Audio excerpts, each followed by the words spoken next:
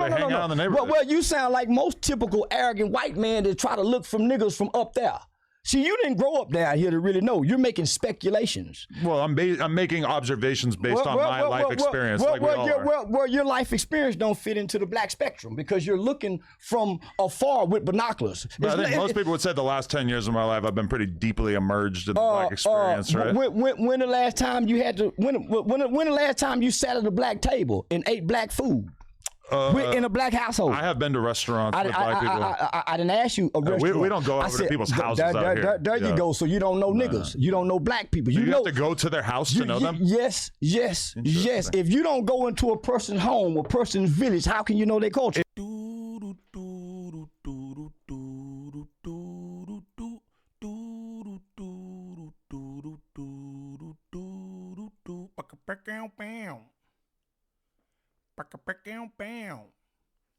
What's the righteous word? It's your boy Gangland Neem, aka Neiman, I before the E.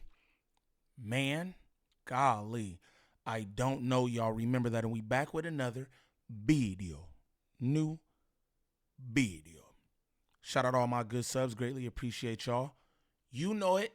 You know it. I'm gonna be honest, man. I never thought this day would arrive, but this is a clash that I have been waiting to see. I've been waiting to see Charleston White go up against Adam22. I know how Charleston White feels about a lot of things because he always voices his opinion. I don't agree with 90% of this that he says.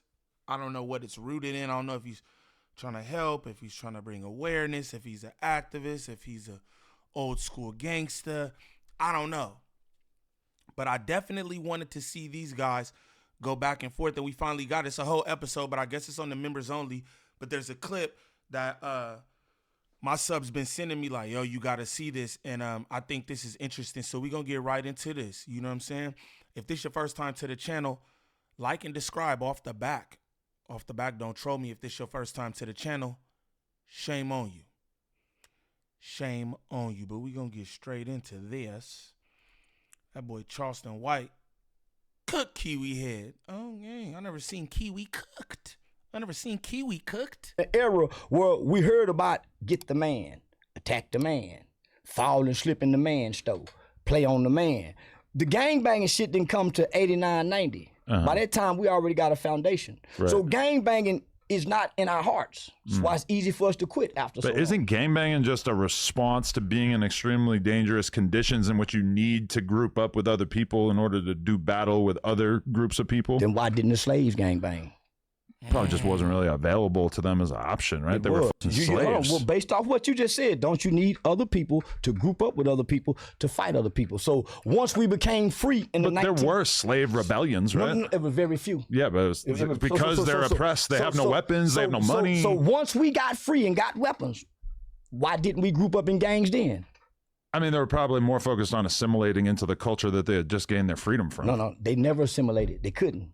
Well, they probably thought that it was more accessible than it ended up being. They never thought that. My grandmother's 80 years old. She never told me they thought that. She's still alive. My pops is almost 8. They never thought that. But why did your grandparents not group up and go to war? Because it's never been about getting in the gang. It's about building your family. Well, when we say gangs, we think about gangs fighting against each other, not like fighting against the people that are controlling them. You know what I noticed? And I realized this in different comments Kiwi Head has made, like when he was at the Apollo and he sat up and said, like, you know, my life is much different than the average black man, right? This is what I noticed. Kiwi Head thinks gangbanging is black culture. That's what he thinks. He thinks we started gangs. He thinks that this is black culture, and he's sadly mistaken. And it's wild that he would even think that, being around all the black people that he's around. But then you think about, he surrounded himself with majority gang members, and he don't got no black friends in real life. He don't got no black friends in real life. I tell you that all the time. Gangbanging is such a small portion of like the world as a whole, but especially our culture as well. And we didn't invent gangbanging. We didn't. You know what I'm saying? But anyway, let's continue. Sure we do. When I think of gangs in New York, those people fought against each other. And those were white people, Italians, Irish. They wasn't black. And they were way more dangerous and violent than these today's gangs. Don't you think about that? So much of that is because it's like we accept the structures within our societies, and most of us don't really feel as if we have the power to control the society we live in. Black people do not accept the structures of society. That's why we go to jail for committing financial crimes. That's why when we go to school, we don't pay attention in class. Right. That's why we go to ISS. That's why we get kicked off the football team, because we don't fit into the structure. We have way more power. That's why we sell dope when the white man say we can't sell dope. That's why we pimp and go across the state line when he say don't. So we have the power to do whatever we want to do. They have the power, but it's like most of us don't really think about the world as if we're going to be able to just commit crimes until we change the social order. Sure we do. It's called ball till you fall. We got music that teaches ball till you fall. But isn't that the opposite of what we're talking about? No, just that's balling until you... No, it's not. And this is the thing. See, this is what I be saying about Charleston White. Charleston White is very knowledgeable about black history, culture, and everything else. You know what I mean? In these moments, it's like, this is fire what he's doing right here. You feel me? Because he's trying to teach Kiwi Head something if Kiwi Head will be receptive to the information. But Kiwi Head think he knows everything, and he thinks because he sits up on a podcast a couple times a week with gang members, people who are who are part of a very small percentage of the culture, he thinks that he knows. That shit is arrogant if you ask me. You know what I'm saying? But again, I don't be knowing what Charleston White aim is for the most part, but he talking right now. He talking. Well, you're trying to make sense of people who don't have sense. And I'm saying, no, our people had greater sense than what you're trying to give them for. Well, don't you think? No, our people thought greater. They built Black Wall Street. Street. Why are you saying people who don't have sense? Our people built Black Wall Street. Gangbangers don't have sense. They can't build nothing. They can't manufacture nothing. Black people created some of the things that's mostly been invented, from the stoplight, the cotton gin. What you mean? We didn't think to create gangs. We thought to be free under worse conditions. So we're under better conditions. We're freer. Why would we join gangs and they didn't? I don't know. I mean, there are a lot of minority groups in our country that didn't really like gravitate towards the whole gang thing. But then there's a lot of non-black groups that did. The mafia. Well, we never had a mafia because we don't want to be gangsters. Gangsters extort themselves. Black people never extorted one another. We had a community. LA kind of known for extorting one another. But before gangs started, you got to think all the black people that came from the South that built Watts, California, all them vibrant black towns, all them vibrant black places in LA before gangbanging started. Why them people didn't gangbang and it was vibrant here then? Yeah. No, that's a good question for sure. You know why? Because their children didn't have a struggle. The gangbanging children didn't come from gangbanging because they was in impoverished conditions. They could walk the neighborhoods and go get an apple off the tree. But don't you think that the gang shit is like a reaction to just feeling hopeless in your life in general? Not necessarily that you're being like violently oppressed on a day-to-day basis. When I look at them niggas in prison and they join the gangs and they fighting and what they fighting about in jail, catching phase, they don't look hopeless. When they on here talking about how they live their gangbanging life, they don't look hopeless. They seem like they're bragging about it. They got pride in it. They got love for it. When I go to the hood and I see like, you know, a group of 16-year-old kids sitting around in an alley just like waiting for somebody to come through so they could shoot at their car, these are people who feel hopeless. They feel as if there's no...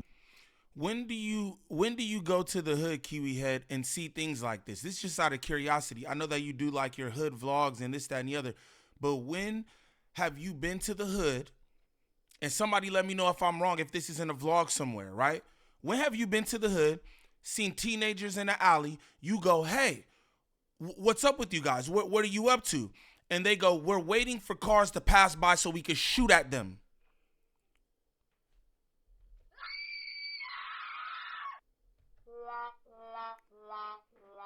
When has that ever happened, bro? When? It's like, bro, be trying to perpetuate the bunk ass shit.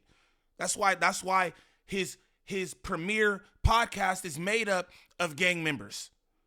No offense to none of them, because I rock with every single one of them. But that's why it's comprised of nothing but gang members. Because that's the shit that you like. That's the shit that you focus on in the culture. What are you talking about? You went to a hood and seen 16-year-old standing in the alley, and then they told you we're waiting for a car to pass by to shoot him. Golly, bro. That's disgusting. That's disgusting, fool. College career path for them. There's no way that they're going to be able to go get a high-paying job and be able to make 6 figures a year. Have you done a qualitative study to talk to them and see why? I mean, this is obviously anecdotal, but these people don't really pursue those opportunities. I'm telling you why. You're saying, obviously, from some kids sitting in the, alleyway waiting to shoot at a car. Why they not robbing the bank? If they're hopeless, why they not robbing a bank? Probably because they just view that as being like very low, small chance of success. Why not rob the local guy that's selling weed? Why not be breaking into a house? They probably do that. Breaking houses, that's very common. So why sit in the alley waiting to shoot at nobody? Why not go get a job? Well, if it's part of being in a gang. You got to protect your area, right? No, I've never heard that, ever. For real? I've never heard that. I mean, the motherfuckers are patrolling for that purpose. No. They're patrolling to extort each other. I would say more often than not, they're patrolling to just protect the block. So how about this? How about you wake up and go spend some time with those 16-year-old kids? See what condition that their home life is. See what they do when they wake up in the morning, and tell me how hopeless they is if they got a phone. All right. He could have stopped right there. Why don't you really see what's going on with the people?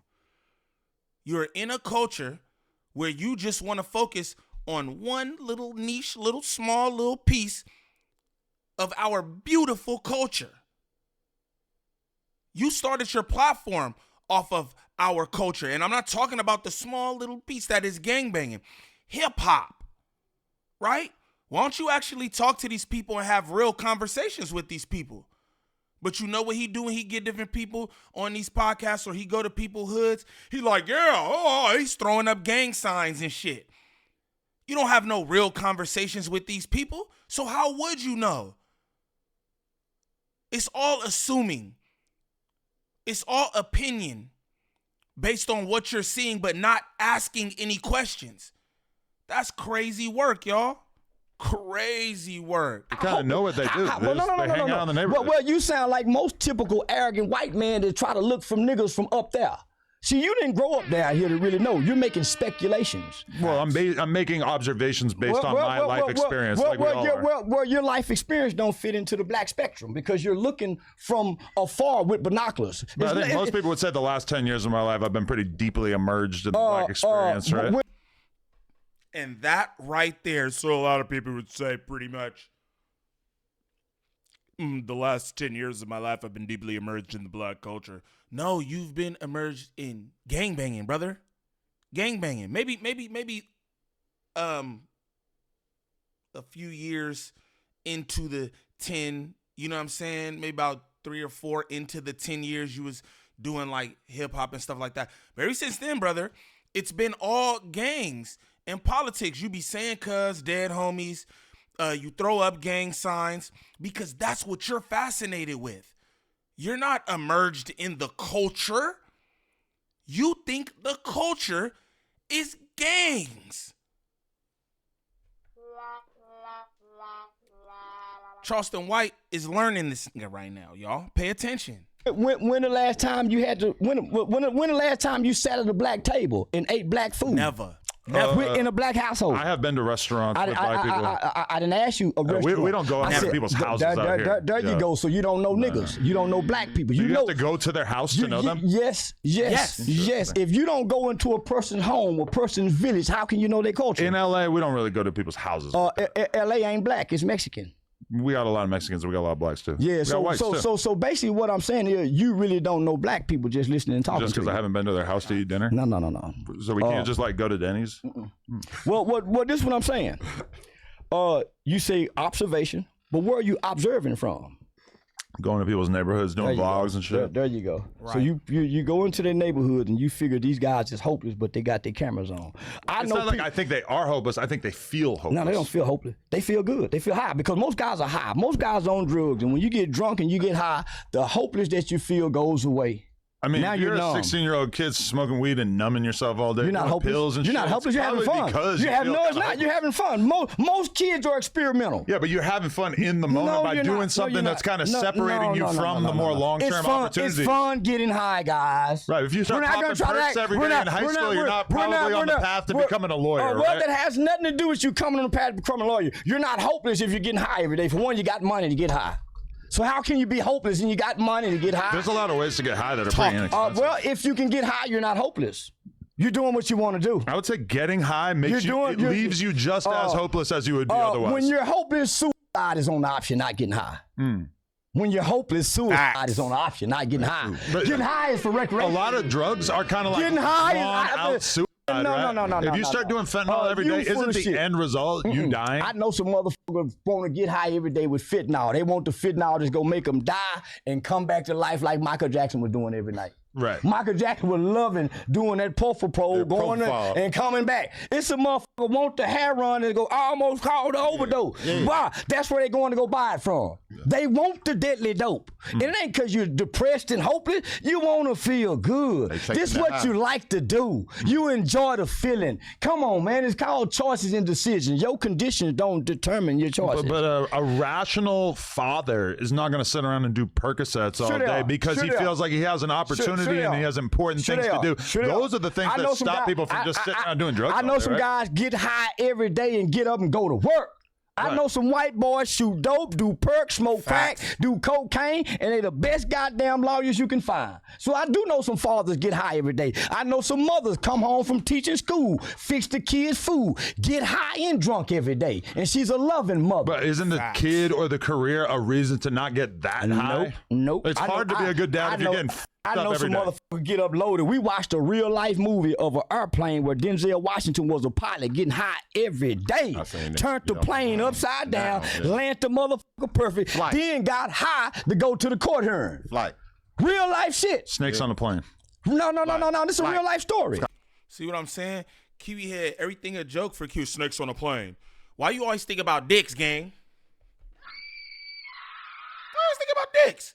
He's sitting up here trying to show you something, you know what I'm saying, that would maybe help your insight to things. But this is the thing, Kiwi, this is what I be trying to tell you. He don't want real conversation. That's why Tam's gone. That's why Bucci's gone. You know what I'm saying? He don't want real conversation. He wants shit that fits into what he feels our culture is. Straight up. And if you not on that, he don't want you. I don't even know why he would have Charleston White come up here and he knew Charleston White was going to do this. Cooked and booked. Y'all might not agree with me on this one because I know everybody hates Charleston White and I don't have, I don't got too much nice shit to say about him either. Y'all might not feel me on this, but I feel Charleston White. And he's learning Kiwi Head. But Kiwi Head don't want to learn. He don't want to know about our culture. He just want to capitalize off the things that he's interested in our culture. The nigga one day on Apollo described his day as a regular white man. I looked at him and said, damn, I guess I'm a white man too. Because I do the same things. Take my kid to music class, take my kid to school, pick him up from school. We might go get ice cream or something afterwards. Regular shit, play Pokemon together. Oh, yes, I'm a white man too. Like, come on, bruh. Come on, that's nasty. I think Kiwi Head owes it to us, to our culture that you're capitalizing off of to at least have a better sense of who we are as a people. I think so. Nobody else might think that. I know his audience. They don't give a fuck about no black history. They care about the same shit he cares about. Gangbanging. Drama, bump, this, that. That's what niggas care about. I bet you this reaction don't even go crazy. I bet I don't get no views on this reaction. You know why? Because it's real conversation going on. I know what y'all like. I get it. I know what y'all like. I like it too, for that matter, right? We all like the entertainment, but a nigga trying to have a real conversation with you about a culture that you are entrenched in, and niggas want to make jokes. Come on, man. Come on, man. It's a real life story of a real pilot who went to jail, served time, got high again to get normal. It's some people have to operate in their normalcy, getting high, and they are functional at this. Well, I spent most of my life smoking shitloads of weed, and I've been very successful. We're not talking about you, though. We're not talking. No, I didn't spend most of my life smoking weed. But you've been smoking a lot of weed since you've been successful, right? I've been smoking weed, since I've been successful. And you've been able to manage it. However, I somehow think that if you started snorting fentanyl every day, that you'd probably have a harder time. I don't know. I know people that snort fentanyl. I know people that get high. And those are probably the people who are able to do it to some sort of level that isn't going to destroy their lives. There's a such thing that you learn if you understand alcoholism and drug addiction. There's such thing as functional addicts. Most people are functional addicts. Facts. Yeah.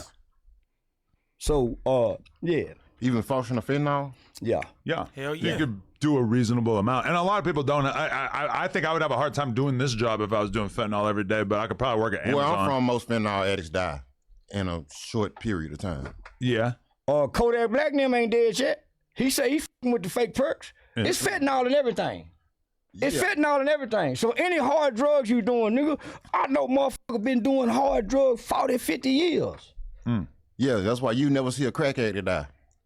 I ain't seen a fentanyl nigga It's more die like yet. they die and nobody really cares that much. Right? I ain't found a nigga died of fentanyl yet. Man, I don't know one person that I can personally say, they had an overdose of fentanyl. And I know nigga pop pills like crazy. I know plenty of people. I don't know any. Man, them niggas A bunch of rappers on this podcast. Lil Peep died for taking fake Xans. Yeah, I call bullshit. I said, yeah.